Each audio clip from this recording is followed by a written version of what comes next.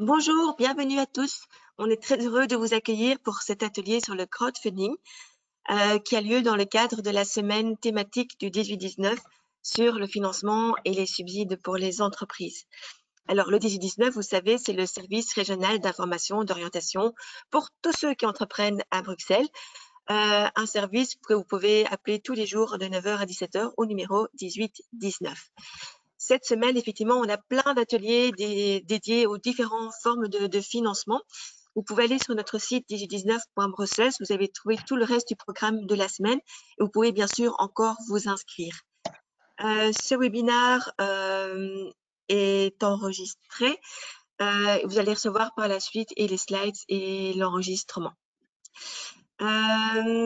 Juste pour tester, parce qu'on ne vous voit pas, donc vous nous voyez mais on ne vous voit pas, est-ce que vous pourriez lever la main pour que je vois que vous nous entendez bien?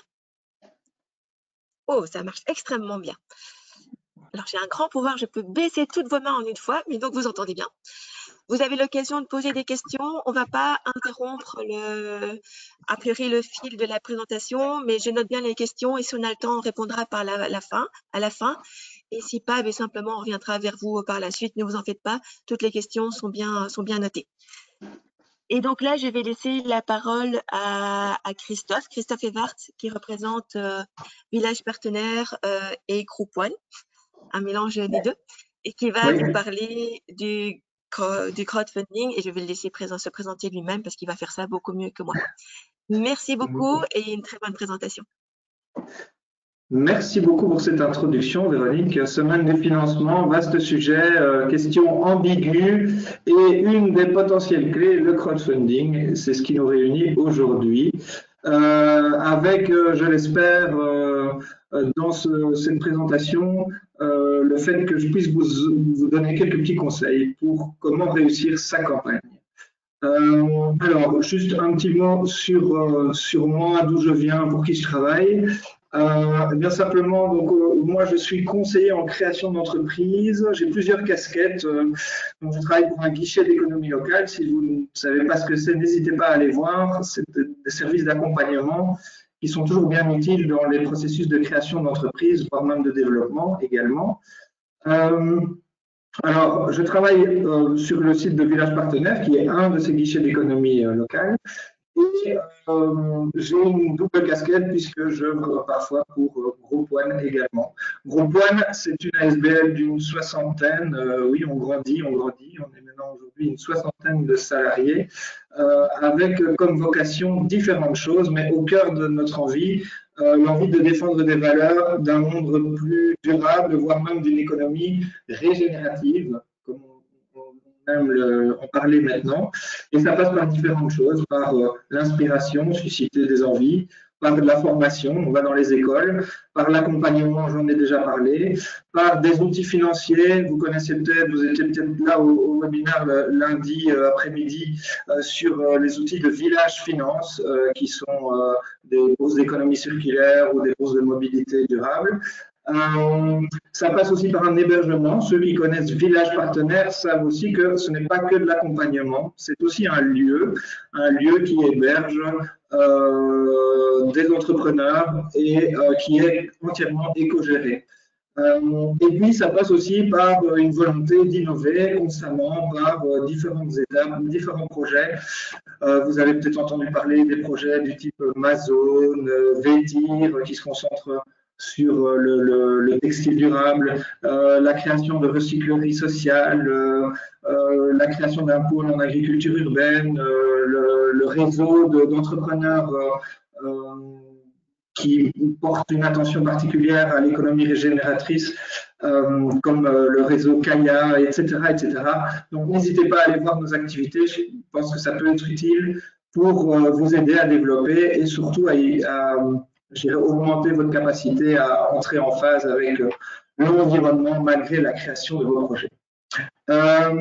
Donc, ce qui m'amène aujourd'hui, c'est le crowdfunding, et juste pour vous montrer qu'on n'est pas novice en la matière, on accompagne, là j'ai juste pris les quelques campagnes qui sont en cours. Vous pourrez aller consulter les liens, elles sont toutes en cours ici et vous voyez qu'on travaille beaucoup avec des plateformes. Ici, j'ai mis quelques exemples. Crowdfunding, on a pour l'instant deux campagnes, enfin il y en a une qui vient de se terminer. à travers la campagne dont vous avez certainement entendu parler, ZUR, qui soutient l'ORECA en cette période difficile. Et ici, j'ai repris Buncha Café qu'on a accompagné à l'époque. On a un fleuriste alternatif Versus qui est en campagne actuellement sur Kiss Kiss Bang Bang et qui a déjà plus de 75% de son objectif réalisé. Mukemapu qui est une épicerie, enfin pas épicerie, mais c'est plutôt des produits cosmétiques vrac et qui est déjà aussi assez avancé dans son objectif. Voilà. Et là, il y en a un crowd que je mets peut-être un petit peu en avant qui s'est lancé hier, TAR, T-A-R-H, pour une boutique 100% bio enfin, en ligne et 100% consigné. Donc, on fait vraiment du vrac en ligne. Et là, en 3 jours, elle avait déjà remporté 50% de son objectif. Alors, je vais donc peut-être introduire un peu le sujet du crowdfunding avant de rentrer un peu sur les aspects techniques. Le crowdfunding n'est pas nouveau et en tout cas l'étude de la puissance d'une foule, ou plutôt ici the wisdom of crowds, c'est plutôt la sagesse des foules, a été étudiée déjà dans un livre en 2004 par un certain James Surowiecki, un Américain qui voulait étudier un peu l'agrégation de l'information sur les groupes, donc quelles sont un peu les forces et les faiblesses de travailler en groupe. Et il avait analysé ça sur base de 3 axes. Un axe sur la connaissance, un axe sur la coordination et un axe sur la coopération. Et ici, c'est un axe qui illustre, enfin un exemple qui illustre vraiment plutôt l'axe de la connaissance. La question qui était posée, c'est simplement estimer le poids de ce bœuf. Et la question a été posée à 800 guests, donc invités, et ils ont estimé le poids, je crois que c'est en livres, mais bref, on peut considérer, admettons, à 1197 kg, et le poids exact de la bête était de 1198 kg. Juste pour évoquer, donc ici, le fait que ensemble, si on estime tous, ben on va vraiment se rapprocher de la réalité. Et donc, la puissance de la foule est bien réelle.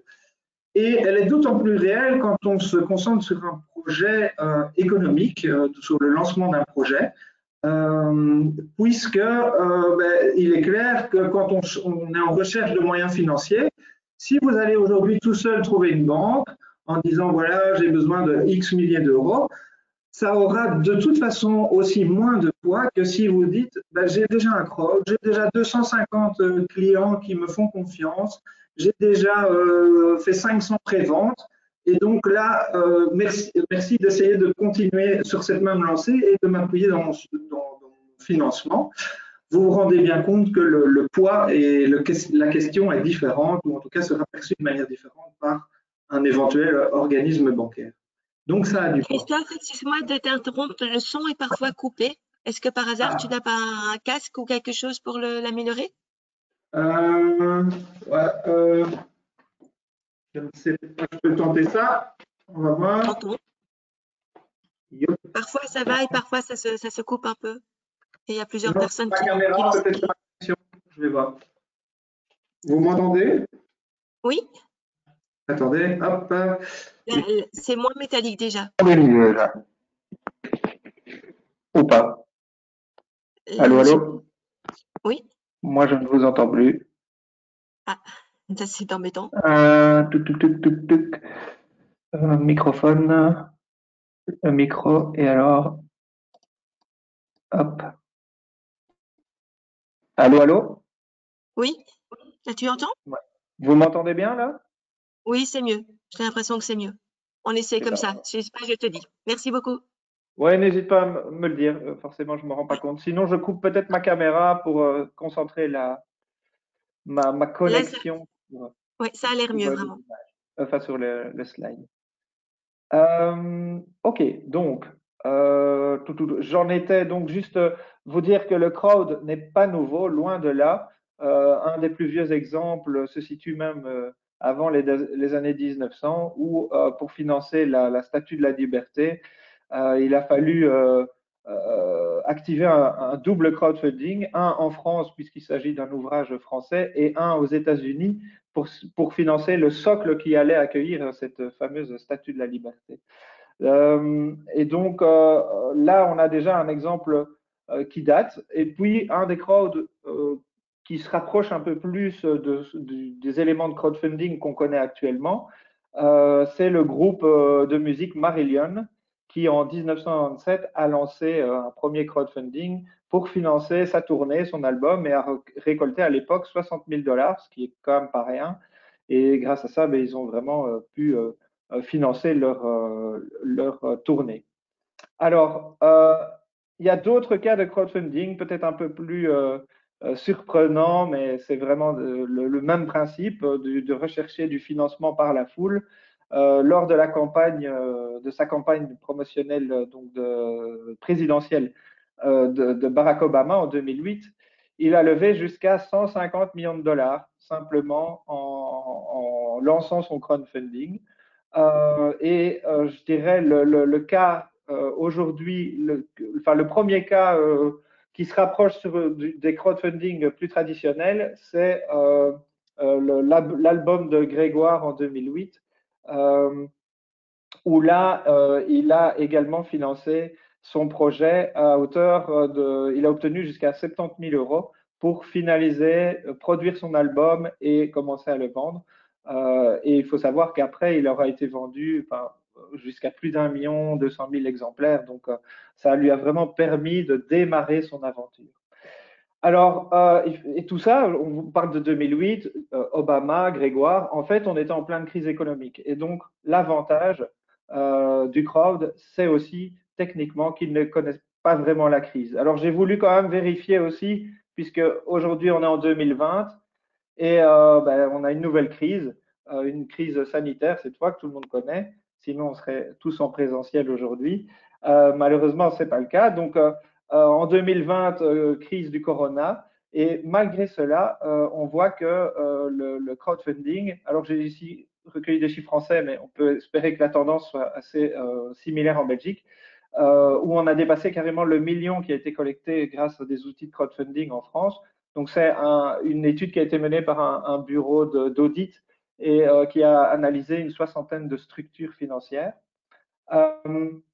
Et quand on regarde un peu plus près les différents types de crowdfunding, eh bien, c'est dans le don qu'on observe l'augmentation la plus forte, puisqu'on arrive à plus de 175% par rapport à l'année précédente.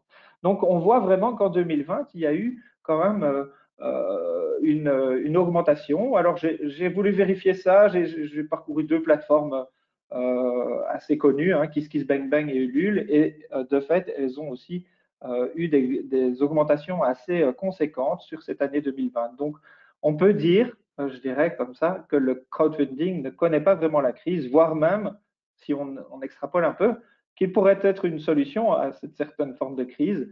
Et vous avez notamment suivi certaines levées de fonds pour aussi supporter le milieu associatif, le milieu hospitalier. Ben, ça fait partie aussi évidemment de ces crowdfunding qui ont été repris dans ces chiffres-là. Alors, voilà ce qui introduit un peu et ce qui nous explique un peu comment le crowdfunding a évolué au fur et à mesure. Et en fait, le crowdfunding, c'est quoi? C'est simplement du financement par la foule. Traduit en français par financement participatif. Alors, c'est peut-être important de relever que ce n'est pas la seule forme de financement participatif, mais j'y reviendrai juste après. Et donc, le principe ici, c'est vraiment de dire, plutôt que de financer tout par « je m'adresse à un individu », je vais essayer de financer le projet en essayant de reprendre des plus petits montants chez différentes personnes. Et donc, j'ai une implication d'une foule, d'où le mot crowdfunding. Le crowdfunding, comme je le disais, donc c'est un mécanisme de financement de projet par le grand public qu'on appelle la foule, mais c'est bien ici une des formes de financement participatif.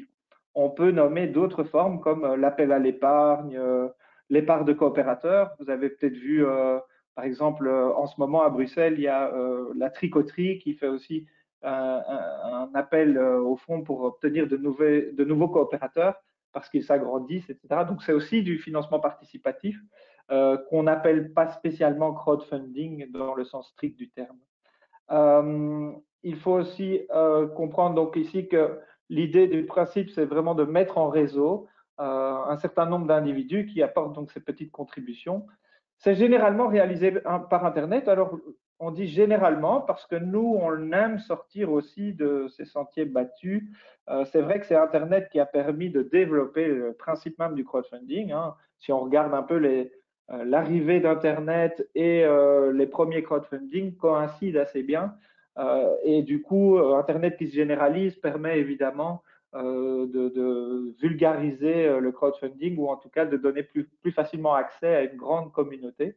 Maintenant, c'est peut-être important aussi, je le rappellerai après, de ne pas uniquement faire sa campagne de crowd via Internet, mais aussi de penser à la sortir de temps en temps via ce qu'on appelle à ce moment-là des live crowdfunding ou d'autres types. C'est un contact direct qui se passe généralement via une plateforme. J'y viendrai aussi. On n'est pas toujours forcé, obligé de passer via une plateforme, mais disons que le principe de base, c'est évidemment de passer via une plateforme et du coup qui permet de rentrer en relation, vous, porteur de projet, avec votre audience, avec vos investisseurs potentiels, vos clients potentiels. Et donc ça, c'est vraiment une des forces du crowdfunding. En parlant de force, quels sont les avantages principaux? Évidemment, le premier avantage que les gens ont en tête, c'est le financement. C'est assez peu coûteux, forcément, ça vous demande, je dirais, un peu d'engagement. Ça permet avec des petits moyens, même si le produit n'existe pas, sur base de photos, parfois sur base d'explications de concept, de croquis, parfois déjà de voir si le public est réceptif à son idée. Et donc, forcément, si on fait un crowdfunding, c'est avec un certain objectif financier aussi. Et on espère avoir un retour financier qui soit le plus pertinent. Un deuxième objectif du crowdfunding, c'est de tester sa clientèle. Pour tester sa clientèle, il n'y a pas 36 000 manières. Moi, je conseille toujours, c'est ce qu'on appelle l'approche lean. Hein, c'est vraiment d'aller sur le terrain, de confronter. J'étais encore en ligne ce matin avec une personne qui voulait constituer des savons. Je dis, OK, vas-y, fonce et essaye de déjà produire, éventuellement avoir un ou deux labels pour pouvoir certifier d'un point de vue légal ton produit, mais très vite, va confronter ton produit au marché. Eh bien, le crowdfunding permet de confronter un peu les valeurs qu'on compte mettre en avant, l'image qu'on compte exploiter, le message qu'on compte adresser et de voir s'il y a une clientèle pour ça, si la clientèle est sensible à ce message qu'on met en avant. Le crowdfunding est assez bienveillant. Globalement, c'est rare qu'on se fasse tacler et qu'on ait vraiment des commentaires négatifs. Si on en a, c'est toujours de manière assez bienveillante. Soit les gens n'achètent pas et on s'en rend vite assez compte. Soit il y a des petits retours, mais qui ne sont pas spécialement sur la place publique, comme on pourrait l'avoir via un shop, un service qui du coup n'est pas adéquat, où là, le bouche à oreille négatif peut assez vite se dérouler. Et puis, c'est surtout et avant tout, je dirais, le crowdfunding, un outil de communication. Beaucoup vous le diront et je le répéterai après, le crowdfunding, c'est très chronophage, ça prend du temps. Et ça prend du temps notamment parce qu'il faut appuyer ce crowdfunding avec un plan de communication bien travaillé. Et donc, ça prend du temps de travailler ses contacts avec ses clients, de répondre à chaque demande, à chaque question. Ça prend du temps de répondre à la presse. Et ça prend du temps de simplement appliquer le plan de communication qu'on a à mettre en œuvre. Et du coup, j'ai déjà abordé un point négatif, c'est chronophage. La plupart des gens qui font un crowdfunding ont tendance à dire, moi, je passe 2 à 3 heures par jour toute la durée de mon crowd. Donc, il est clair que si vous n'avez pas le temps de supporter ce crowdfunding, c'est, je dirais, pas la peine de monter un crowdfunding. Il faut quand même vous dégager du temps pour appuyer ce crowdfunding. Et puis, c'est parfois risqué, mais là, je vais mettre une parenthèse autour de ce potentiel risque, parce qu'en préparant bien les choses, en mettant un objectif pas trop ambitieux, calibré en fonction de votre projet et de tout ce qu'on peut y attendre, je dirais qu'on peut quand même limiter ce risque d'échec. Mais c'est vrai que ça fait mauvais genre d'arriver à un crowdfunding qui a eu un échec et ça peut vraiment compliquer le démarrage de votre entreprise, de votre projet.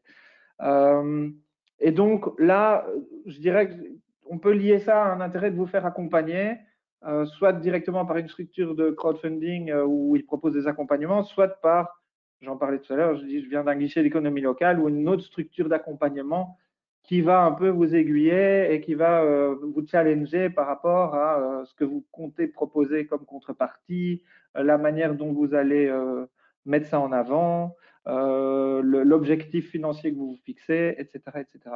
Et on y reviendra. Hein. Donc, ne vous inquiétez pas, c'est des choses qu'on va traiter dans ce webinaire. Et puis, voilà, comme je l'ai dit, un crowdfunding, c'est de la com principalement. Et donc, ça nécessite quand même des bonnes bases en communication. Ça vaut parfois la peine de quand même se faire appuyer, de se faire aider pour être sûr qu'on utilise des bons codes, qu'on ne fasse pas de maladresse qui finalement risquent de nous nuire plus qu'autre chose. Je ne sais pas s'il y a des questions, n'hésitez pas à poser sur le chat. J'essaye de jeter un œil en même temps, mais sinon, de toute façon, je poursuis et je garderai un temps pour les questions. Mais n'hésitez pas à poser des questions s'il y en a qui vous viennent. Où intervient cette contribution? Il faut bien comprendre, en fait, le crowdfunding, ça intervient dans le plan financier et ça vient renforcer ce qu'on appelle votre apport propre. Ce que j'ai mis ici, c'est donc un plan qu'on doit réaliser généralement dans tout démarrage de projet. Donc, c'est un des éléments du plan financier. Donc, c'est ce qu'on appelle le plan de financement et d'affectation. En gros, les affectations, on peut traduire ça par l'ensemble des besoins financiers pour créer une entreprise. Ici, on a pris un cas fictif, une entreprise qui se crée, admettons dans l'ORECA, avec un petit stock, beaucoup d'investissements en aménagement, transformation matérielle. On arrive à un total d'investissement nécessaire de 108 000 euros. Si je vulgarise ici, pour avoir ces 108 000 euros, la personne amène 15 000. Eh bien, sans le crowdfunding, ça revient à moins d'un cinquième de capacité, enfin à moins d'un cinquième par rapport au montant du crédit bancaire souhaité. Si j'ajoute le crowdfunding, eh bien, j'augmente du coup et j'arrive à un apport qui représente un quart. Il faut savoir que les banques font relativement attention à ça. Qu'est-ce que vous amenez dans votre projet par rapport à ce que vous demandez? Il est clair qu'avec 1 euro, il est difficile de financer 100 000. Et donc, on a toujours cette question, oui, mais c'est quoi l'apport propre nécessaire? Je dirais que globalement, les banques attendent de plus en plus à ce qu'on amène même un tiers du montant. Donc ici, vous avez vu, bon, on arrive à un quart potentiellement avec le crowdfunding. Bon, on peut ajouter, et là c'est à voir, et c'est pour ça qu'il faut étudier cette question. Est-ce qu'on peut ajouter des bourses? En ce moment, il y a la prime Open Soon qui est ouverte chez Hub Brussels pour les commerces qui ont pignon sur rue.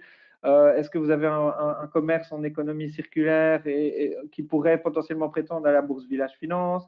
Est-ce que vous êtes éligible à la prime indépendante d'Actiris, etc., etc. Donc voilà, on peut encore ajouter des moyens qui vont potentiellement venir renforcer vos apports propres et qui du coup vous donnent autant de chances en plus d'obtenir potentiellement un crédit bancaire puisqu'on va augmenter l'apport propre, donc diminuer même le prêt bancaire souhaité. Donc, on commence à rééquilibrer les choses et à vous donner beaucoup plus de chances d'obtenir un crédit bancaire, d'où l'intérêt donc de créer un crowdfunding. Alors, une question qui me revient presque constamment. Ah, combien je peux mettre? Combien je peux espérer gagner de mon crowdfunding? Parcourez vous-même les plateformes de crowdfunding, vous allez vite vous rendre compte qu'il y a un peu tous les montants qui sont cités. Moi, j'aurais tendance à dire de ne pas être trop gourmand. Et donc, on a une petite théorie, mais qui vaut ce qui vaut et qui demande à peut-être un petit peu être vue de manière un peu macro. C'est de savoir, c'est ce fameux cercle, hein, Friends, Family and Fools. J'aurais tendance à dire, bon, ben, les fools, c'est plus compliqué à estimer, ça peut être des fournisseurs, ça peut être des gens que vous connaissez moins, donc je dirais sur les deux premiers cercles, Family and Friends, n'espérez pas que vous puissiez faire du x4 ou du x5, ça risque d'être compliqué. Et donc, l'idée ici, c'est peut-être de se dire, ben, voilà, sur ces deux premiers cercles, j'essaye de, bon, c'est un peu glauque parfois, mais de se dire, bon, combien ma tante peut me donner, combien mon copain va me donner, combien mon père, ma mère, ma belle-sœur vont me donner.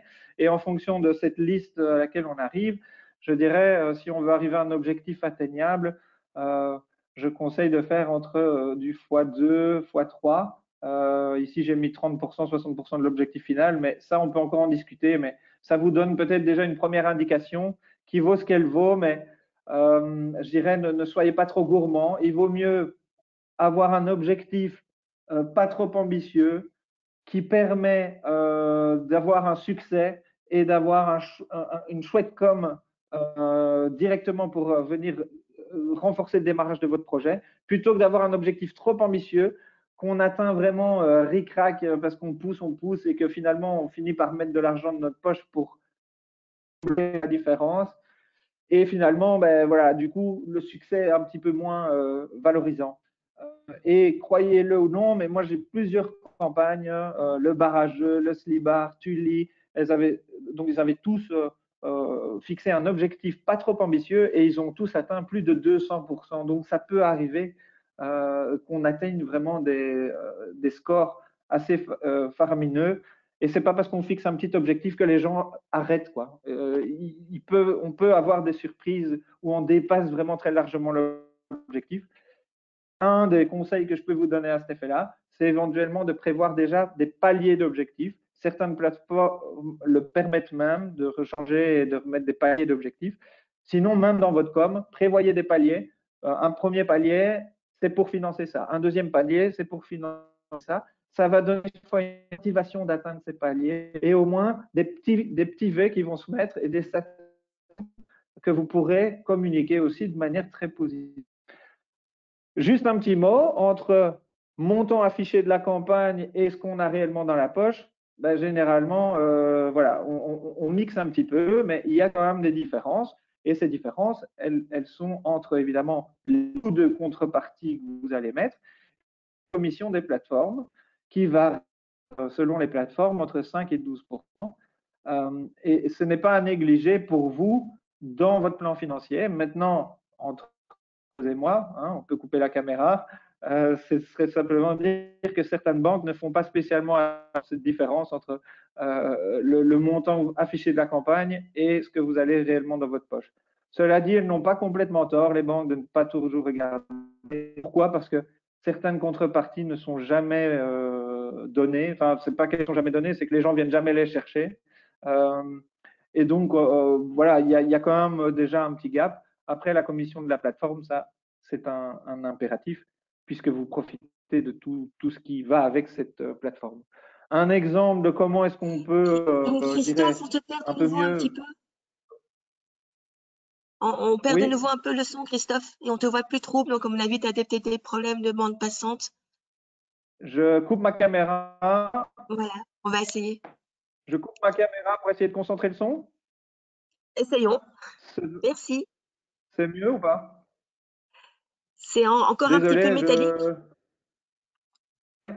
Peut-être je remettre suis le casque, ça désolé. va aider? Si tu remets le casque, Mais, peut-être? ouais, Ça mais là, change il est tout. connecté en fait.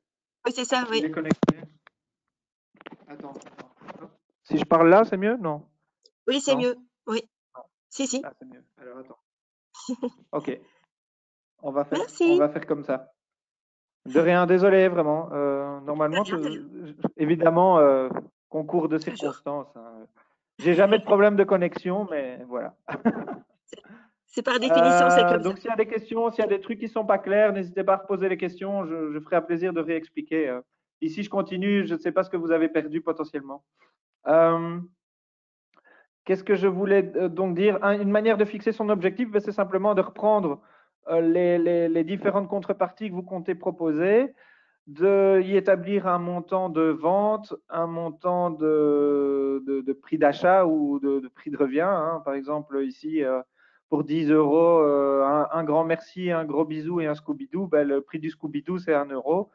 Et on essaye de chiffrer un peu, tiens, oui, ben forcément, les petites contreparties, on attend quand même plus de réalisation que sur les très grosses contreparties, ce qui permettrait potentiellement de fixer un objectif, mais aussi d'avoir directement en lumière le coût de la contrepartie et après d'ajouter encore le coût de la commission, ce qui mettrait les 3 montants nécessaires pour faire la différence entre le montant affiché de la campagne et le montant qui resterait effectivement dans notre poche. Alors, du crowdfunding, il y a plusieurs formes. Simplement, il y a des formes qu'on utilise un peu plus que d'autres, évidemment. Mais donc, je vais déjà vous présenter ici les 5 formes les plus courantes du crowdfunding, à savoir le don pur. Et quand je dis courante, ben, vous vous rendez bien compte que, évidemment, le crowdfunding, espérer avoir des dons sans contrepartie, ça va dépendre un peu du sujet, mais on va le voir un peu plus tard. Mais donc, c'est ce qu'on appelle ici le donation-based crowdfunding. C'est vraiment, je reçois de l'argent pour réaliser un projet. Et vous vous rendez bien compte qu'il faut évidemment que ce projet défende des valeurs assez fortes pour qu'elle puisse suffisamment être défendable pour que les gens vous payent pour ça. Ce qui va surtout nous intéresser aujourd'hui, et c'est surtout ce que nous, on rencontre dans notre vie récurrente, c'est ce qu'on appelle le don pour don ou le reward-based crowdfunding. Donc, c'est les gens payent et en échange, ils reçoivent une contrepartie qui est plutôt une contrepartie en nature. Et on va voir un peu, donc ça peut être des préventes ou donc ça peut être un produit ou ça peut être ou un service ou ça peut être aussi une récompense qui ne soit pas directement liée à vous-même en tant qu'entrepreneur. On a aussi la possibilité, Pierre Herman présentait ça notamment dans son, en début de semaine dans la semaine du financement ici, la possibilité d'activer un crowdfunding sur base de prêt. Donc là, on va vraiment chercher plusieurs épargnants qui vont financer notre projet et ça engage directement un remboursement. C'est ce qu'on appelle le debt crowdfunding. Pourquoi? Parce que évidemment, ça crée une dette chez vous. La forme de royalties est une forme, je dirais, un peu plus récente. Je vais moins en parler aujourd'hui parce que c'est quelque chose que nous-mêmes on rencontre moins. Mais c'est l'idée de j'investis dans une entreprise et en contrepartie, tous les 3 mois ou tous les ans, je reçois X% du chiffre d'affaires qui a été réalisé, ce qu'on appelle donc les royalties. Et puis, il y a aussi la possibilité de faire de l'equity crowdfunding. Donc là, vous cédez un petit peu des parts de votre société aux investisseurs qui prennent part donc, dans votre entreprise. Donc ça, c'est les cas les plus fréquemment rencontrés. Alors rapidement sur le don pur, j'en ai déjà touché un mot, mais voilà quelques plateformes que vous pouvez activer si vous avez envie d'activer un crowdfunding sur le don pur. C'est GoFundMe, Ocpal qui dépend directement de Ulule et CotisUp qui est aussi un peu plus sous forme d'application. L'idée, c'est donc de chercher du don pur sans offrir aucune contrepartie, si ce n'est peut-être un nom ou en tout cas aucune contrepartie qui vous coûte vraiment de l'argent. C'est donc un appel à la générosité du public et ça concerne principalement des investisseurs qui ont envie de faire du bien, des gens altruistes qui ont envie de faire du don pour des bonnes causes. À titre personnel, j'ai accompagné un projet dont le but est de faire de l'éducation à l'environnement dans les écoles. Principalement, c'est elle, une porteuse de projet qui avait une ambition à la base de toucher 10 000 euros. Elle a dû revoir assez rapidement cet objectif et je crois qu'elle est arrivée à 3 000 – 4 000 euros. Évidemment, on arrive plus difficilement à sensibiliser les gens qui nous connaissent moins ou qui connaissent moins le projet. Donc, ça demande quand même une certaine éducation au projet même que vous allez financer. Et donc, on est plutôt sur un profil associatif, voire même caritatif. Ce qu'on utilise le plus, je vous l'ai dit, le reward, donc la récompense, le don avec contrepartie. Généralement, cette contrepartie est non financière et là, on s'attaque à des plateformes de crowdfunding qui sont relativement connues, hein, Growfunding, spécialisé sur le crowdfunding à Bruxelles, KissKissBankBank, Ulule. Et si vous restez connecté, mais là, on vous expliquera peut-être après, dans la foulée de cette présentation, il y a certaines plateformes que vous pourrez rencontrer. Je pense qu'il y aura Mimosa, Ulule, Crowdin et KissKissBankBank, d'après ce que j'ai eu comme information. Et donc là, vous pourrez poser vos questions directement aux plateformes concernées. Donc ici, on parle bien de crowdfunding. C'est la forme qu'on connaît tous le plus, je dirais. C'est vraiment la recherche de contrepartie. Et donc la motivation de l'investisseur, elle est à la fois sociétale parce qu'on se dit « Ah, je contribue quand même à un projet qui se crée ». Et elle est aussi matérielle parce qu'on se dit « Ah, j'ai quand même une petite contrepartie ». Et on espère quand même que si j'investis 20 €, ben, que j'ai une contrepartie qui me ramène un échange qui vaut ces 20 € potentiellement, ou qui s'en rapproche, voire même qui dépasse. Donc le profil des investisseurs, ça peut être des TPE ou des starters. Donc c'est surtout pour des TPE qui veulent créer son entreprise et c'est ce qu'on accompagne nous chez Village Partenaire le plus souvent. Ça peut être aussi des associations qui veulent lancer un service tarifé ou un produit. Et l'idée, c'est vraiment, c'est ce que je disais en prémisse de ce webinaire, c'est vraiment de tester la demande pour un nouveau produit, un nouveau service. C'est une manière pour vous de vous dévoiler tout en ne prenant, je ne vais pas dire zéro risque parce que ça n'existe jamais, mais en tout cas en minimisant vraiment fortement le risque à la création. La troisième forme la plus récurrente, c'est le prêt. Donc la contrepartie ici, dans ce cas-ci, c'est que ben, vous obteniez un crédit, mais évidemment, en échange de quoi vous remboursez ben, à la fois le capital, mais en plus un taux d'intérêt ou des dividendes ou éventuellement des contreparties plus matérielles. Vous avez ici quelques plateformes, hein, une plateforme relativement connue, Look'n'Fin, Lita.co, SoCrowd. Je dirais qu'ici, on est plutôt sur des entreprises qui sont déjà un petit peu plus avancées dans leur schéma de développement et on va plutôt viser des startups, voire même du scale-up, des gens qui veulent, qui ont déjà peut-être testé leurs produits, déjà une première mouture et qui ont envie de se développer plus ou en tout cas de continuer à créer des nouveaux produits ou des nouvelles branches. Donc les motivations ici, bah, vous l'avez compris, si je prête, moi je me mets dans la peau d'un investisseur, je vais prêter, donc j'attends un retour, j'attends aussi un certain retour en taux d'intérêt. Si en tout cas ma motivation est financière, il peut y avoir des plateformes qui font du taux zéro ou des mécanismes qui font du taux zéro. Et donc là, on est plutôt sur un engagement sociétal ou alors des engagements combinés avec des taux qui seraient inférieurs au taux bancaire, par exemple.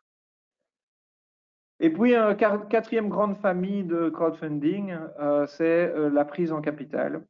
Et donc, la prise en capital, là, c'est vraiment l'idée de financer un projet. Et en échange de quoi, on obtient des parts et un certain pourcentage de décision dans la société. Ça se traduit par généralement des dividendes ou aussi un taux d'intérêt. Et ça concerne aussi, je dirais, plutôt les profils de start-up, scale-up, des gens qui ont déjà un petit peu testé leurs produits, leurs projets et qui arrivent déjà à un niveau de vente. Ils veulent passer un petit peu à la vitesse supérieure. Donc, vous l'avez compris, choisir sa plateforme, ça dépend de beaucoup de choses. Et c'est pour ça qu'un accompagnement est souvent bienvenu. Ça dépend notamment du stade d'avancement de son projet. Alors, ce n'est pas scientifiquement étudié ou correct ce que je mets ici, mais c'est plutôt pour donner une tendance. C'est plutôt dire où en êtes-vous dans le stade d'avancement de votre projet. Est-ce que vous en êtes vraiment au stade de pré-création? Est-ce que vous devez encore tester vraiment votre produit, votre marché? Est-ce que vous devez encore faire la connexion entre ce que vous offrez et à qui vous l'offrez, donc votre cible, vos clients? Auquel cas, là, on sera plutôt, je dirais, axé vers un processus de reward-based, donc de récompense. Ou est-ce que vous êtes un peu plus loin? Alors là, on peut peut-être ouvrir vers plus du crowdfunding de royalty ou de prêt ou de l'equity. OK? Ça dépend aussi du type de relation que vous voulez créer avec votre donateur si vous êtes dans le don pur ou vos investisseurs. Est-ce que vous voulez qu'ils prennent part active dans ce que vous voulez faire ou pas? Vous voulez les garder, je dirais, à l'écart et garder la main mise entière sur le développement de votre entreprise. Ça dépend du côté plutôt, est-ce que vous êtes vraiment 100% éthique et pas du tout commercial ou à fond commercial ou entre les deux? Où est-ce que vous êtes sur ce baromètre? Et ça dépend évidemment de la nature du projet et ça peut aussi être lié à certains éléments pratiques de certaines plateformes qui proposent telle ou telle possibilité que d'autres ne proposeraient pas. Je ne sais pas s'il y a des questions. Je veux bien traiter Oui. 2-3 questions. Il y a Il y en a une plein. question, il y a une question qui demande est-ce que ça a du sens d'utiliser plusieurs plateformes en même temps en parallèle, en visibilité, en communication? Alors, ça n'a pas de sens de lancer un crowdfunding sur plusieurs plateformes parce que c'est déjà suffisamment compliqué d'avoir un crowdfunding à référencer et de faire monter la cagnotte pour obtenir l'objectif. Je ne pense pas. Il vaut mieux choisir sa plateforme en fonction de, on va y venir juste maintenant, en fonction de différents éléments. Mais pour moi, non, ça n'a pas de sens de lancer différentes plateformes. Ça pourrait avoir du sens de faire à un moment de la vie de l'entreprise son crowdfunding sur telle plateforme et puis de se changer plus tard et de relancer un crowdfunding. On peut faire plusieurs crowdfunding sur la vie de l'entreprise. Maintenant, c'est quelque chose qui est très pushy au niveau de la communication. Et donc, ça peut, je veux dire vulgairement, ça peut un peu saouler les gens. Et donc, il faut faire attention quand même à ne pas faire que du crowd et les succéder d'année en année. Donc, je dirais, enfin voilà, c'est à mettre à l'étude. Voilà, j'espère avoir répondu à la question. Justement, en termes de choix de plateforme, si on est sur du crowd de rewarding, donc de récompense, eh bien justement, on peut comparer ces plateformes en fonction de différents axes. Le premier axe, ce serait de voir est-ce que vous avez plus envie et besoin d'une plateforme qui a une diffusion assez large, donc large public, voire même plateforme européenne, internationale, hein, telles que KissKissBankBang, Ulule, sont présents dans plusieurs pays. Ou est-ce que vous voulez plutôt vraiment renforcer votre ancrage géographique? Mon projet est bruxellois et je l'affirme haut et fort. Alors, ça fait peut-être sens de se rapprocher d'une plateforme comme Growfunding. Mon projet est namurois et je l'affirme haut et fort, et donc je vais travailler avec Silo, etc. etc. OK? Il y a des plateformes qui peuvent être plus généralistes, telles que KissKissBankBang, Ulule, où là, on a vraiment tout type de projet, ou des plateformes qui sont plus spécialistes. Vous avez peut-être déjà entendu parler donc, de Mimosa, Mimosa qui vise à soutenir l'entrepreneuriat durable au niveau de la production, de l'alimentation. Donc là, il y a quand même un sujet déjà assez précis. Growfunding, j'en ai parlé, c'est ciblé sur Bruxelles. Il y a certaines plateformes de crowdfunding qui présentent des services plus personnalisés. Hier, j'entendais Ulule qui disait nous, on est des accompagnateurs au crowdfunding, donc ils fournissent un accompagnement. Growfunding, depuis longtemps, fait déjà ça aussi, enfin, depuis leur création, c'est un des éléments qu'ils ont assez vite mis en avant. Et d'autres plateformes vont peut-être être un peu plus libres, où vous êtes plus en autogestion et vous traitez par mail. Peut-être vous avez une envie particulière par rapport à ça, ou un besoin particulier. Et puis, il y a des plateformes, pour la majorité, il faut le dire, elles pratiquent la règle du tout ou rien. Vous fixez un objectif, admettons 8 000 euros, vous visez 8 000 euros. Si vous avez 7 500 euros d'obtenus à la fin de votre crowdfunding, vous ne toucherez rien. Pourquoi? Parce que vous n'avez pas obtenu tout, vous n'avez pas obtenu votre objectif. Donc, vous ne toucherez rien. Et donc, ça, c'est la règle générale. C'est pour ça qu'on conseille aussi de mettre peut-être un objectif pas trop gourmand pour être sûr de l'obtenir, quitte à après aller générer un deuxième objectif financier. Et puis, il y a des plateformes qui proposent de faire des objectifs par palier. C'était le cas pour Mimosa. Il faut évidemment vérifier encore parce que je sais que les plateformes travaillent aussi beaucoup sur, je dirais, enfin, elles font évoluer leurs services, elles font évoluer leurs possibilités aussi.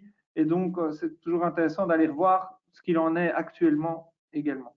Et puis, ben, il y en a beaucoup qui me disent, ouais, mais une plateforme, ça prend beaucoup. Ben, si vraiment pour vous, c'est très important d'avoir le plus haut rendement, alors ben, essayez de voir quelle plateforme vous demande le moins.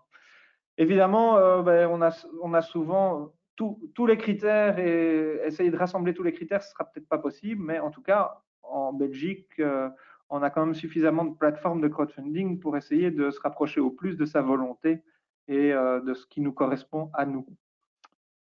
On peut aussi choisir en fonction des fonctionnalités et de l'aspect pratique de certaines plateformes où on gère tout nous-mêmes, où c'est très facile d'utilisation, où on ne doit pas appeler quelqu'un pour valider le changement ou des choses comme ça. Donc là, évidemment, moi, mon conseil là-dedans, c'est peut-être de déjà comparer vous-même des projets qui vous semblent proches de ce que vous avez envie de faire.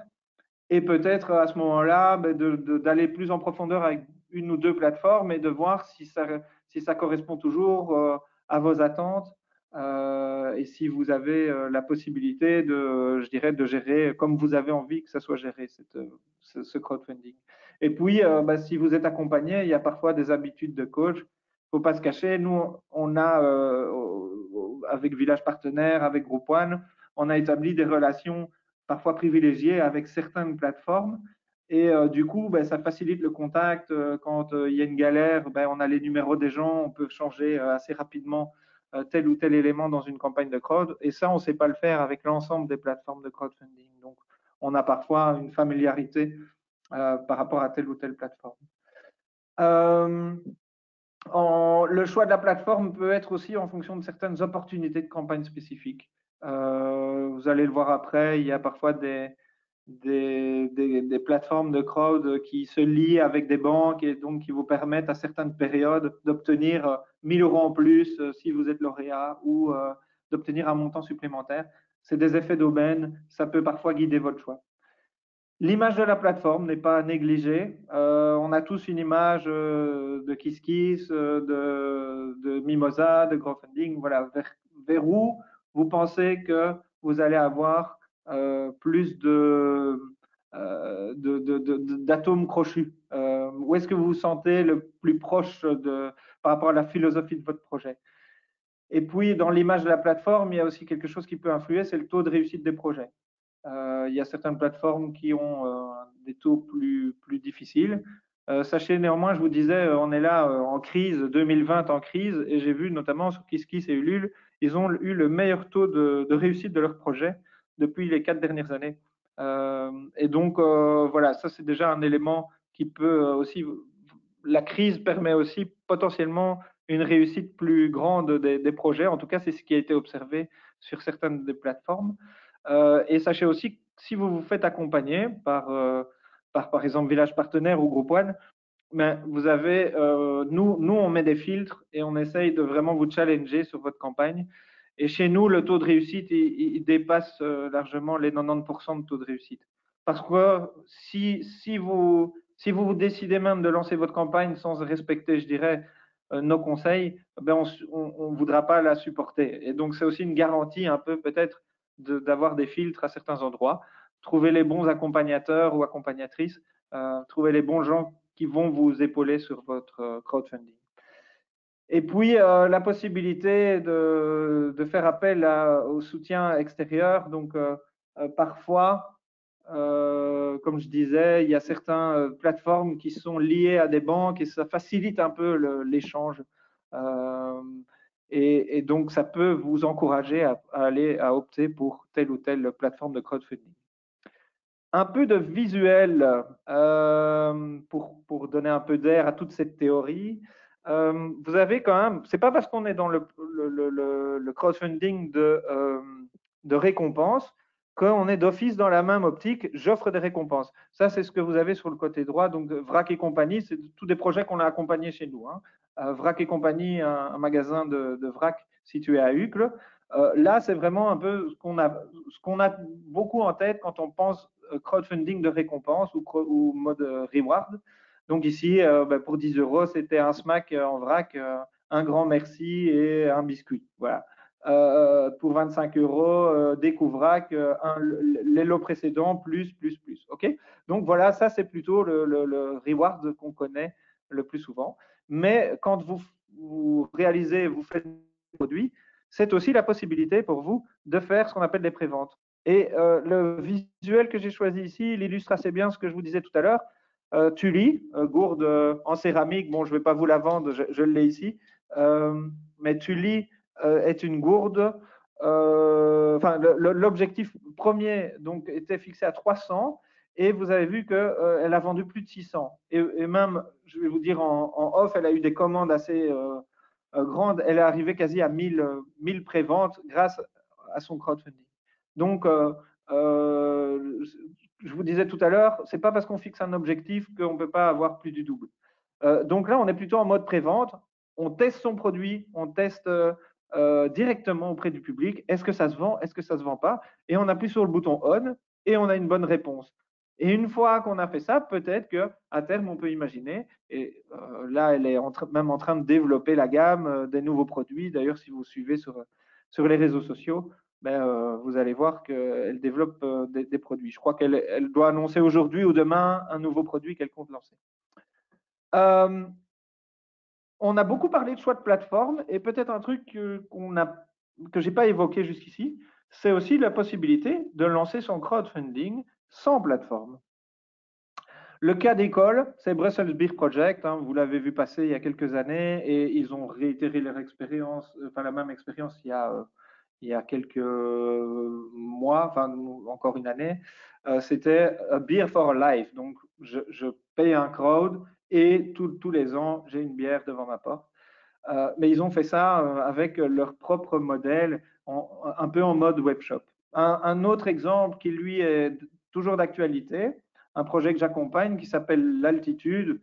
L'Altitude, le bar audiophile, comme ils aiment le dire, un bar qui est en train de se construire sur forêt, donc d'où le nom de l'Altitude. Si vous allez aujourd'hui sur leur site web, hein, c'est les visuels que je me suis permis de reprendre. C'est vraiment les mêmes codes que le crowdfunding, donc un objectif financier, des jours qui restent, les nombres de contributions et les types de contributions que vous avez ici sur la droite. Donc, on essaye de garder les mêmes codes, mais ici, on fonctionne un peu plus en mode webshop. L'avantage de ça, c'est évidemment qu'on garde la main. On garde la main sur tout, donc on peut évidemment revoir son objectif, rallonger la période. Donc, ça perd un petit peu de ce côté, je dirais, pression que peut avoir un crowdfunding, mais en même temps, ça donne la possibilité de le faire évoluer aussi. Et donc, le désavantage, peut-être, c'est que ça demande une gestion derrière, des contreparties, de tout noter. C'est parfois un peu plus compliqué à manager derrière. Voilà, ici, c'est un choix qu'ils ont fait. Et je trouve que ça méritait aussi d'être mis en avant, qu'on n'est pas toujours obligé de passer par une plateforme pour pouvoir, je dirais, réaliser cette prévente. Bien sûr, ne me faites pas dire ce que je n'ai pas dit. Il faut normalement, pour générer de l'argent et des préventes, etc., il faut dans ce cas-là avoir un support, un numéro d'entreprise, quelque chose qui le permette. Donc, ça peut peut-être être un des éléments aussi qui vous fait changer d'avis, puisque le crowdfunding, lui, ne nécessite pas principalement d'avoir déjà un statut, un numéro d'entreprise. Le mentoring peut être un élément qui fait la réussite ou en tout cas qui y contribue.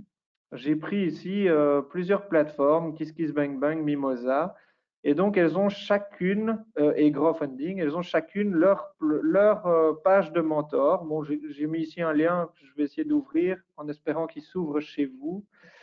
Donc voilà, normalement ça s'ouvre. Growfunding à la page Village Partenaire et voici tous les projets accompagnés par Village Partenaire. On a actuellement encore deux campagnes, une, deux, trois, c'est le dernier jour ici.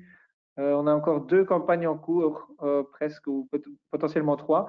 Voilà toutes celles qui sont passées par chez nous. Et donc, vous voyez que le taux de réussite est plutôt bon. On a un couac, ce qui explique potentiellement qu'on n'est pas à 100% de taux de réussite. On a toujours, je dirais, chaque année, un petit couac qu'on s'explique bien souvent ou qu'on parfois, voilà, c'est des surprises qu'on a du mal à comprendre. Mais voilà, c'est le jeu de l'accompagnement et du crowdfunding. Et donc, voilà un peu le type de projet que vous allez rencontrer. Alors, pourquoi je vous parle de page de mentor? Simplement parce que il y a des gens qui suivent ces pages et ça peut, je dirais, le fait d'avoir le macaron Groupe One, le macaron Village Partenaire ou même le macaron de nos collègues de Boost Your Project, ça peut venir renforcer et rassurer certains investisseurs qui disent « Ah, lui, il est challengé ou elle est challengée par des accompagnateurs, donc on sait qu'il y a de la qualité derrière, potentiellement. » Je vous disais tout à l'heure, sortons le crowdfunding du mode online et travaillons aussi des possibilités de se défendre offline.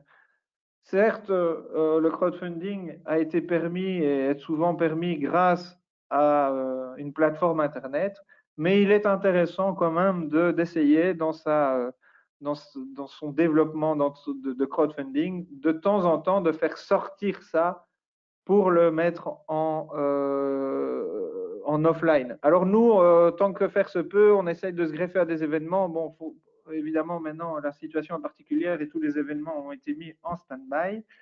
Mais régulièrement, on participe à des événements et on essaye du coup de faire un peu l'effet d'aubaine et de profiter de ces événements et du public de cet événement pour proposer ce qu'on appelle un live crowdfunding. Donc, on sélectionne les projets de crowdfunding en cours et on essaye de leur donner une place sur une scène avec un micro. Et évidemment, ça permet plusieurs choses, ce live crowdfunding. Ça permet d'une part d'élargir le réseau. Ça permet de vous essayer à l'exercice du pitch, qui n'est pas toujours évident. Le pitch en public, pitcher en 3 minutes son projet, c'est quelque chose qui n'est pas toujours évident à faire. Ça permet de recevoir du soutien d'associations plus engagées. Ça permet aussi, parce qu'ici, les événements sont liés, par exemple, le Salon Aube, c'est que des initiatives durables. Ça permet de faire monter la cagnotte, ça, on va pas se le cacher, c'est aussi l'objectif principal. Et puis, en fait, ce nous, on initie dans ces live crowdfunding, c'est que chaque projet qui y participe se mette dans un réseau et que chaque personne partage la campagne de l'autre, ce qui permet vraiment de créer un gros boost sur la communication à ces moments-là. Alors, quelques étapes clés. Je regarde juste, il me reste une demi-heure. S'il y a des petites questions, sinon j'entame les… Je ne sais pas s'il y a des questions à ce stade-ci. Je peux faire une… Oui, il y a une série de petites questions, mais des petites effectivement. Attends, je l'ouvre. Tu m'entends? Très bien, oui. Ah, ok. Alors, je reviens du coup un petit peu en arrière, mais je ne voulais pas t'interrompre. Non, ok. Un projet qui est belge, mais qui a une forte portée européenne, est-ce que tu as une plateforme à recommander si on vise plus large que la Belgique? Alors, moi, j'irais plutôt vers des plateformes à portée internationale ou européenne. Ça dépend où est-ce qu'on s'arrête. Mais clairement, en fait, il faut choisir plutôt le projet est belge, mais on vise un public plus large. Donc, on choisit sa plateforme en fonction du public qu'on vise, j'aurais tendance à dire. Oui. Donc, voilà. Je citais notamment tout à l'heure KissKissBankBang, Ulule. Voilà, c'est des plateformes qui ont des renommées, qui ont des points d'ancrage dans plusieurs pays. Maintenant, on parle ici de quel pays parlons-nous, qui est-ce qu'on vise. Voilà, c'est un peu… Oui, à voir encore. Ouais. Autre question? Oui, bien sûr. Tu as parlé tout à l'heure il y avait des plateformes qui fonctionnaient par palier. Si on arrive entre deux paliers, on peut toucher le palier inférieur, mais pas le palier supérieur. C'est une bonne question. J'ai pas la réponse, j'avoue. Oui, je pense que de façon générale, sur les côtés techniques comme ça, il faut vraiment aller lire les conditions des plateformes, qui, Voilà. comme Christophe le disait, évoluent très très vite aussi. Oui, c'est ça. Hein. Donc, c'est vraiment important d'aller revérifier les conditions de telle ou telle plateforme parce que ça évolue, ça change. Ils essayent d'étoffer leurs services. Je dirais après, voilà, c'est chouette d'avoir une plateforme qui le permet, mais comme je dis, honnêtement, si on fait quelque chose d'un peu un peu tentant avec des chouettes visuels. Je vous montrais les gourdes Tully, mais vous pouvez, là j'ai un autre exemple, le slip bar que je vais vous montrer.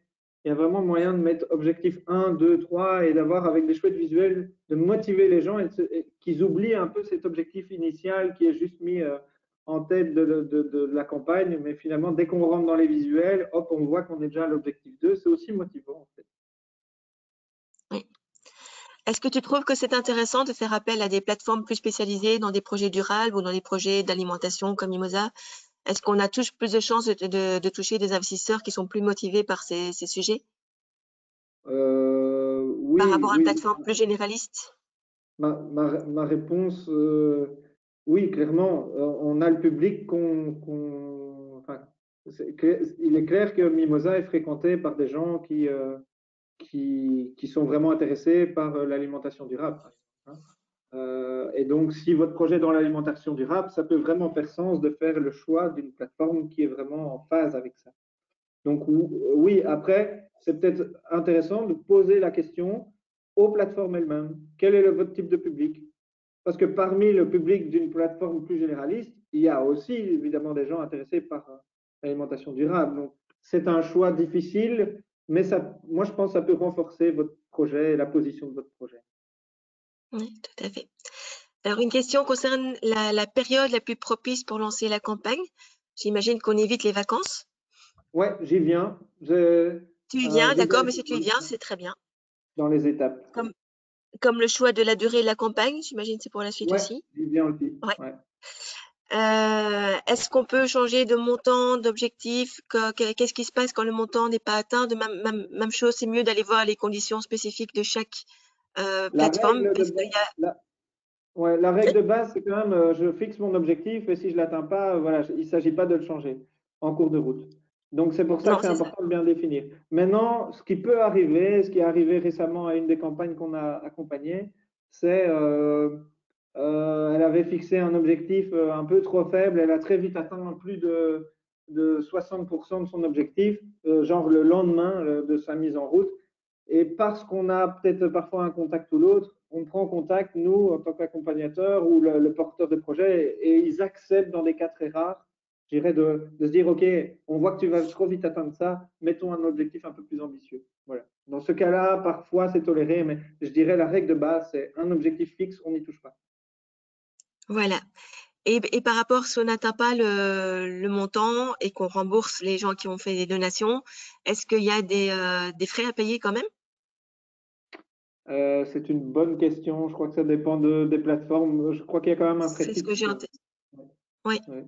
Donc vraiment, c'est important de bien lire les conditions avant de se lancer, de faire ça vraiment. Ouais. Enfin, c'est pas quelque chose qu'on improvise. Mais si vous faites ça avec nous, vous n'aurez quasi aucun échec possible. Non, je rigole. Hein.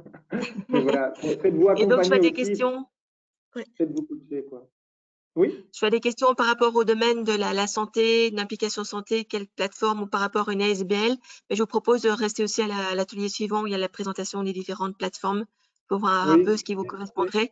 Mais si tu y viens aussi, n'hésite pas. J'ai cité une slide avec les plateformes plus liées je dirais, aux dons sans contrepartie, quoi. Oui, Voilà. Là c'est plutôt ces plateformes-là qu'on va solliciter. Donc, c'était une des slides précédentes. très OK? bien. Merci beaucoup. Oui. Je poursuis. Voilà, il nous reste 25 minutes et je vais encore essayer de laisser 5 minutes pour les questions. Voilà, étape d'une campagne. On a déjà vu certains points, donc je ne vais pas trop revenir. Définir l'objectif financier, normalement. Choisir la plateforme, on a abordé ce sujet. Et puis, évidemment, c'est bien se préparer. Une fois qu'on a choisi un peu sa plateforme, c'est préparer quoi? C'est préparer un descriptif du projet, c'est préparer les objectifs de la campagne, quel objectif on va se fixer, une accroche percutante, des visuels. Alors, souvent, on me demande, est-ce qu'il faut une vidéo? Je dirais, il vaut mieux parfois pas de vidéo du tout, si elle est mauvaise, plutôt qu'une mauvaise, quoi, en gros.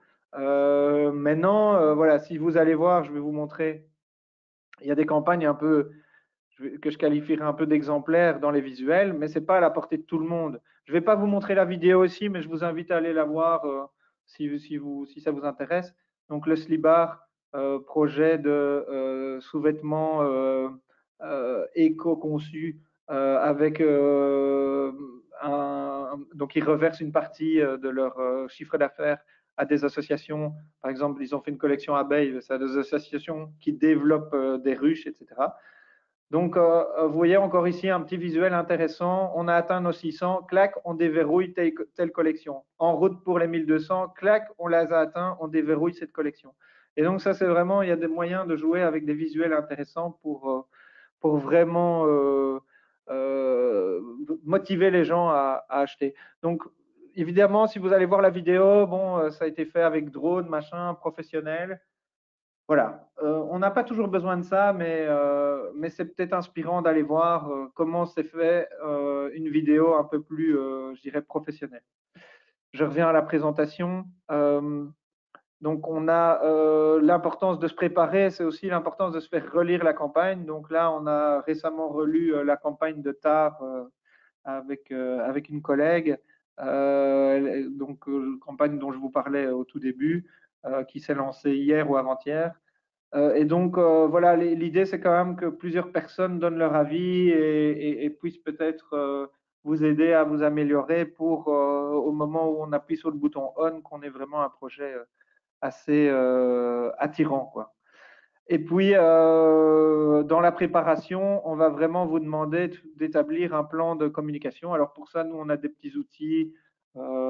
C'est des simples tableaux Excel. Hein, parfois, c'est qu'est-ce que je fais avant la campagne, qu'est-ce que je fais après et qu'est-ce que je fais pendant comme action de communication. Hop, voilà. Alors, pendant la campagne, on va clairement essayer de dynamiser, relancer, parce que ici, on vous a mis, bon, c'est un peu flou, un petit visuel sur, je dirais, le mode de fonctionnement de la plupart des campagnes. C'est-à-dire qu'on a beaucoup de paiements de contributions au tout début. C'est ce qu'on appelle, donc c'est le fameux cercle, hein, Family, Friends and Fools. Donc, les Family and Friends, c'est clair qu'il faut les motiver à ce qu'ils payent assez vite. Pourquoi? Parce que ceux qui ne vous connaissent pas, s'ils voient un objectif de 8 000 € et une campagne qui en est à 10 € au bout de 15 jours, ils n'auront pas envie de mettre la main à la poche et ils ne vont pas suffisamment faire confiance en ce projet. Donc, il faut assez rapidement qu'il y ait déjà une alimentation des gens qui vous connaissent pour redémarrer une campagne avec un certain montant. Ça donne déjà plus envie d'y aller. Mais malgré tout, quoi que vous vous en fassiez, il y a toujours un temps creux sur une campagne. Entre le début et la fin, il y a toujours des moments beaucoup plus creux avec des contreparties qui se font, je dirais, de manière plus rare. Et après, il y a toujours le final countdown ou le rush final, hein, comme on dit, où là, parfois, on a vraiment des surprises gigantesques. Il manque encore 30% et en 2 jours, bam, ça explose. Donc là, il y a vraiment une certaine temporalité dans le crowdfunding. Je pense que je vais voir la durée juste après, mais si je le vois pas, il faudra me le redire parce que je peux de toute façon en parler. Donc, évidemment, si vous avez un objectif, il faut envisager parfois, si vous n'arrivez pas à l'atteindre, qu'il manque un peu d'euros, il est quand même bienvenu de mettre la main à la poche et d'aller nous-mêmes faire atteindre cet objectif pour quand même terminer avec une note positive. N'hésitez pas, la campagne, pendant la campagne, c'est le moment d'aller distribuer vos communiqués de presse et de vous faire connaître. J'ai mis un exemple ici, Marie-Claire, Tully, donc c'est les gourdes dont je vous parlais tout à l'heure, gourdes en céramique, durable, engagées, belge. Voilà, ça c'est le type de com que vous pouvez vraiment reprendre et qui vous donne une visibilité très très rapide. Et puis, évidemment, ça se prépare et donc de solliciter la presse. Après, il faut encore faire des choix. Quelle presse est-ce qu'on travaille plutôt la presse locale ou etc., etc. Après la campagne, on aura aussi la possibilité, enfin, on ne sait pas qu'on aura la possibilité, c'est qu'on aura le devoir même de célébrer ça. Profitons de tout ce qu'on a mis en place, du fait qu'on ait un peu saoulé nos amis, nos familles pour dire voilà, maintenant j'y suis, félicitations, merci, merci, merci, grâce à vous, on y est. Et donc de célébrer cette campagne de crowdfunding qui est un succès. informer tous les gens que le soutien a été utile et que grâce à eux, on a obtenu les résultats, les remercier et encore peut-être solliciter la presse pour dire, ben voilà, c'est un succès, parlons-en aussi. Et puis, il faudra prendre le temps pour analyser. Analyser quoi? D'abord les gains, combien j'ai gagné. Analyser, ça c'est très facile à obtenir, hein, puisque c'est le résultat même financier de votre crowdfunding. Peut-être voir un peu la temporalité, est-ce qu'il y a des éléments de votre campagne de com qui ont mieux fonctionné que d'autres. Vérifier les retombées dans la presse, faire peut-être un petit book qui vous permet après de mieux reprendre des infos, les repêcher et retravailler un peu votre mise en avant. Et puis, retravailler les statistiques en termes de visites de sites Facebook, Instagram, site web, pour voir si justement il y a des coms qui fonctionnent mieux que d'autres. Et donc, faire un peu état de l'ensemble de cette campagne pour mieux pouvoir quoi, en fait, pour mieux pouvoir vérifier que le profil des gens qui ont contribué à la campagne correspond au persona ou à votre cible que vous avez en tête et voir si vous devez peut-être pas adapter un peu ça. Si vous devez l'adapter, ben, c'est le moment de le faire. Okay, et prendre du recul, c'est important, c'est toujours important et c'est très compliqué quand on est un entrepreneur, ça on le sait. C'est pour ça que c'est important aussi de se faire accompagner pour pouvoir de temps en temps se dire, OK, là, ça fait 3 mois que je suis lancé, ou là, j'ai fini ma campagne, prenons du recul, est-ce que je dois adapter quelque chose à ma stratégie? Puisque finalement, le crowdfunding, c'est aussi un moyen de se tester ses produits, tester ses idées, et donc de se dire ici, là, ah tiens, finalement, j'ai reçu beaucoup plus de demandes d'hommes que de femmes, et alors que je pensais que ça allait être l'inverse. Et donc de revoir sa communication peut-être en cause, et de se dire, ben, je vais peut-être changer un peu ma manière de communiquer, ma manière de me vendre simplement, mon plan de commercialisation aussi. Et puis de vérifier avec ce succès, voir si on a besoin d'autres financements ou est-ce que ça suffit là, à l'étape là où on en est. Mais en tout cas, avec un crowd réussi, ben, on a ce que je disais au début de cet exposé, on a déjà beaucoup plus de clés en main pour aller chercher du financement. Alors, ben voilà, la durée de campagne, je dirais, ça dépend des plateformes, mais la plupart du temps, vous avez le choix entre une durée de 30, de 45 ou de 60 jours. Parfois, c'est ajustable. Et de fait, c'est ce que tu disais, Véronique, hein, on va éviter quoi? Donc, vous avez vu dans le graphique précédent, le début de la campagne est important, mais surtout la fin. Et il est important d'ajuster la fin pour que à la fin de cette campagne de crowdfunding, on ne soit pas dans une période de vacances, on le disait tout à l'heure, ou une période où il y a vraiment moins d'engouement, moins de campagne. Donc, ça peut, enfin voilà, des jours fériés, des trucs, enfin voilà, c'est important que les gens soient là. Et c'est peut-être aussi important, bon, c'est peut-être un peu vulgairement dit, mais les débuts de mois fonctionnent mieux parce que les gens ont reçu leur paye que les fins de mois, par exemple. Donc ça peut être aussi des éléments qui vous poussent à plus mettre l'accent à telle ou telle période. Et donc là, ben, évidemment, ça c'est peut-être à voir avec la personne de la plateforme elle-même, de voir ben, est-ce qu'il n'y a pas un phasage un peu plus, voilà, est-ce qu'il n'y a pas des périodes un peu plus fastes sur telle ou telle plateforme. Parfois, on est surpris qu'il y ait des visites plus fréquentes sur telle ou telle plateforme à des moments donnés. Et donc ça c'est peut-être intéressant de challenger les plateformes sur ces sujets-là. Ok, donc je pense avoir répondu aux questions qui étaient évoquées tout à l'heure. La stratégie de com, c'est un élément clé. Je vous le disais, une campagne de crowdfunding, beaucoup vous le diront, c'est pas tellement un moyen de financer un projet. Enfin, si, c'est un moyen, mais c'est beaucoup plus un moyen de se faire connaître, de faire de la com, de tester son projet, que d'avoir vraiment beaucoup d'argent. C'est rare les crowdfunding qui ramènent plusieurs dizaines de milliers d'euros. Et donc, si on veut faire les choses correctement, prévoyons une campagne. Et donc ici, on a un petit, enfin, je vous montre juste, l'idée n'étant pas d'être précis ici, c'est un petit tableau Excel simplement, hein, de dire qu'est-ce que je fais en amont de ma campagne, comment je rédige, quand je rédige, J-15, J-7, J-5. Et puis pendant la campagne, peut-être en fonction du taux de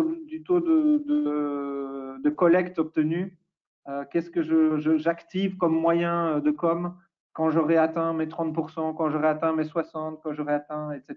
Et puis prévoir ce qu'on fait après. On peut déjà prévoir ces layouts, tous ces petits canevas pour les réseaux sociaux. On peut déjà collecter 2-3 petites idées sympas.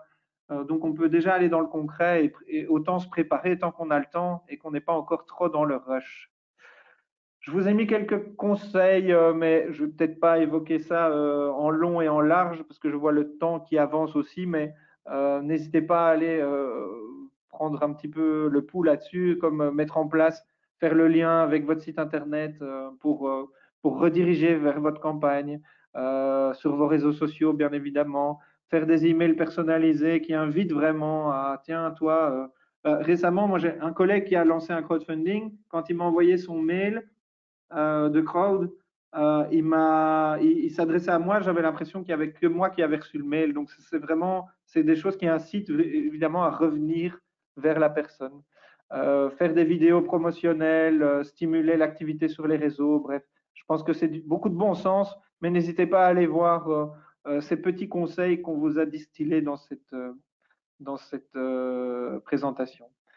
Et je terminerai, comme ça je laisse encore un petit peu de place pour les questions, par peut-être le rôle de l'accompagnateur, qu'il soit d'une plateforme ou externe à une plateforme. Je dirais là c'est un peu à vous à trouver votre bon sens et là où vous trouvez les bons appuis, je dirais.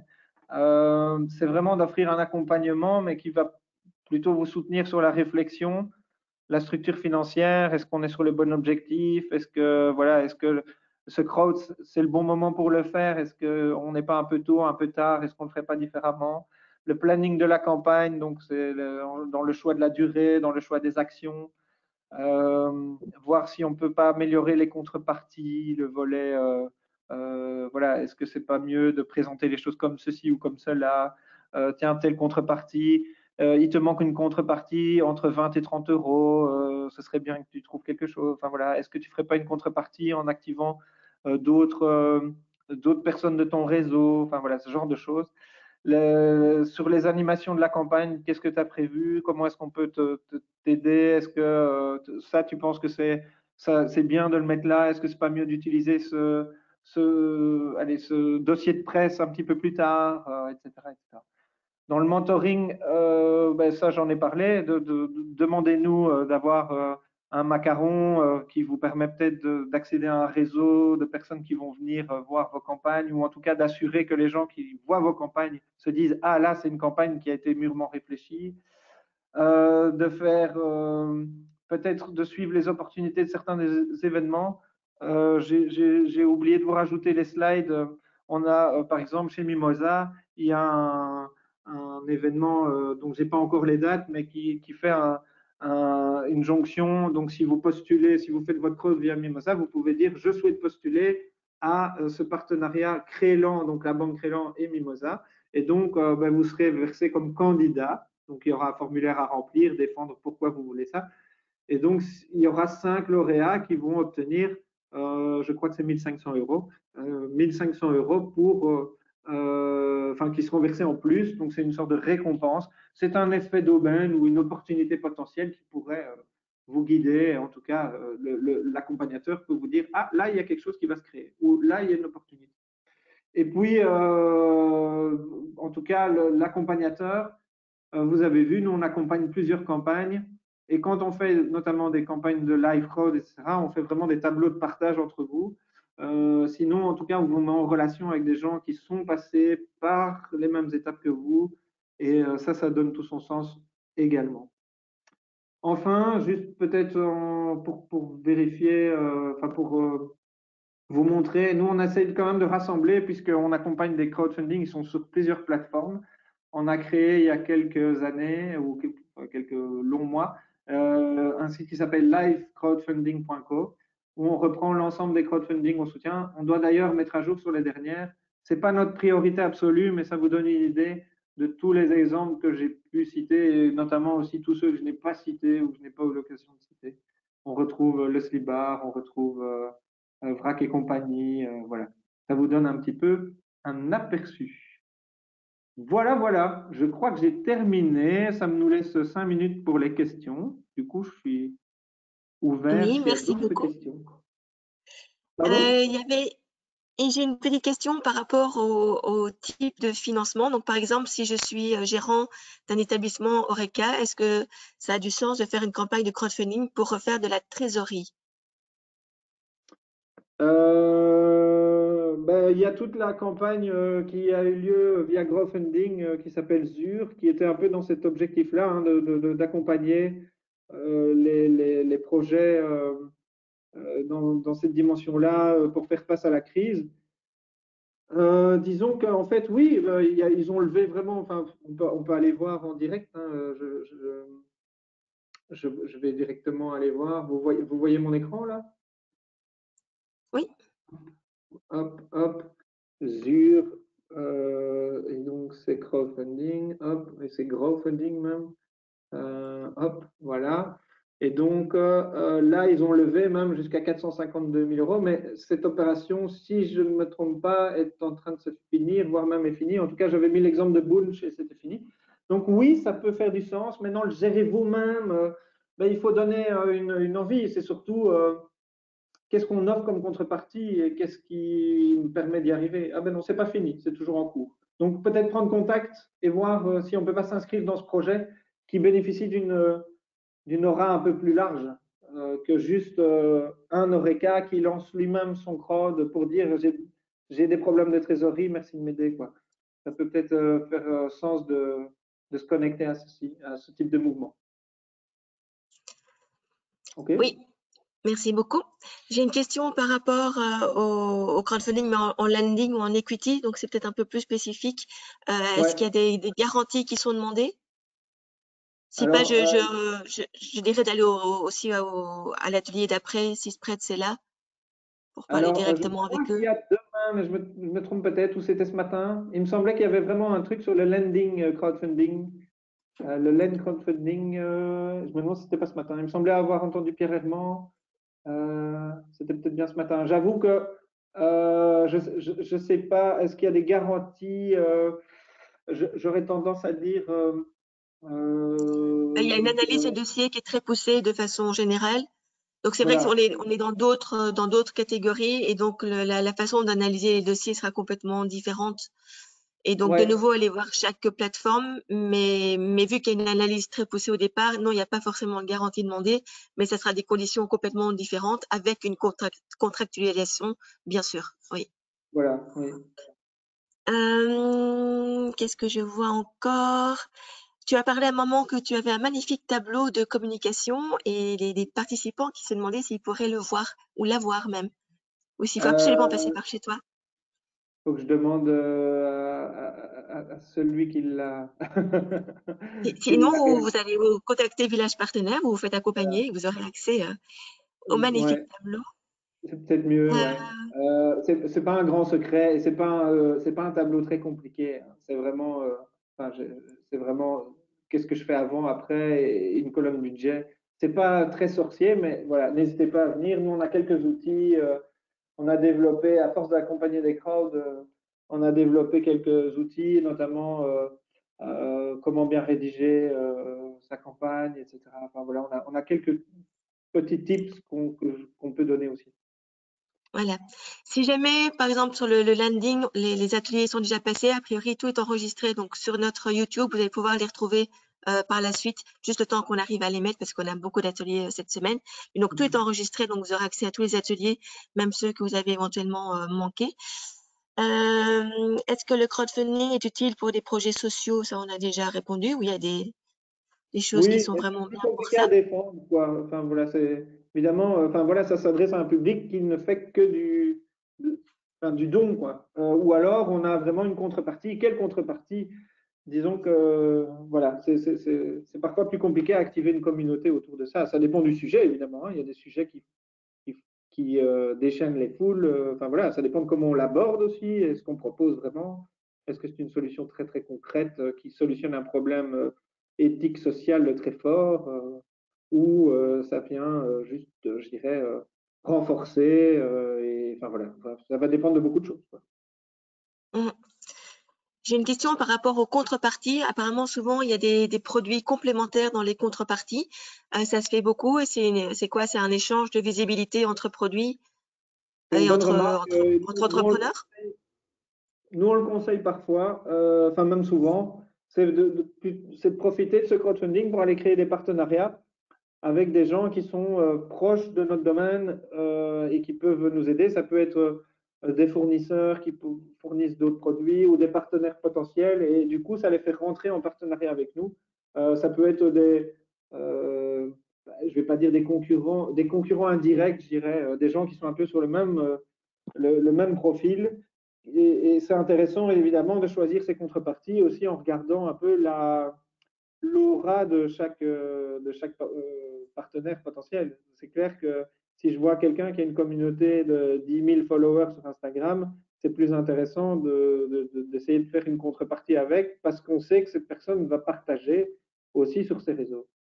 Parce qu'elle a tout intérêt puisqu'elle aurait une contrepartie aussi. Donc voilà. Oui.